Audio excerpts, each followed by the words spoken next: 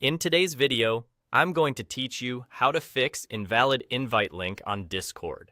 If you've ever clicked an invite and seen an error telling you the link is invalid, the most common reason is simple: the link has expired. Many Discord servers use invite links that automatically time out after a set period or after a certain number of uses.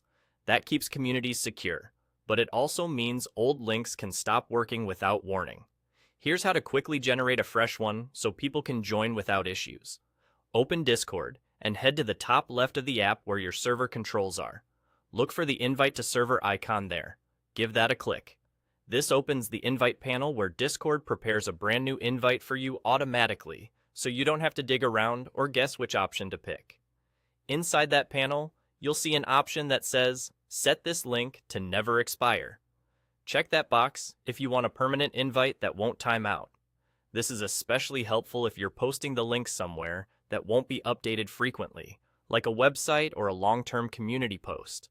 With that option enabled, your invite will stay valid indefinitely, which means fewer headaches and fewer broken links.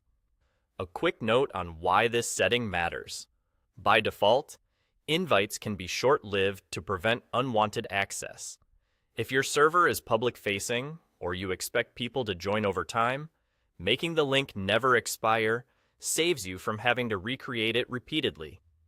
On the other hand, if your community is private or you want tighter control, leave the default behavior in place and share new invites as needed.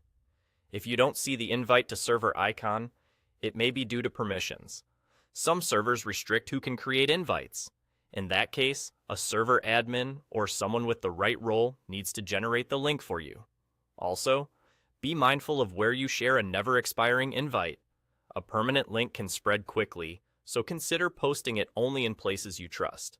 Once you've set the link to never expire, you're all set. That fresh invite replaces the expired one and will continue to work going forward. If someone still can't join, make sure they're using the new link and not an older one they bookmarked. That's all there is to it. You've learned why invite links become invalid and how to fix it by creating a new one and, if needed, setting it to never expire. Thanks for watching, and I'll see you in the next one.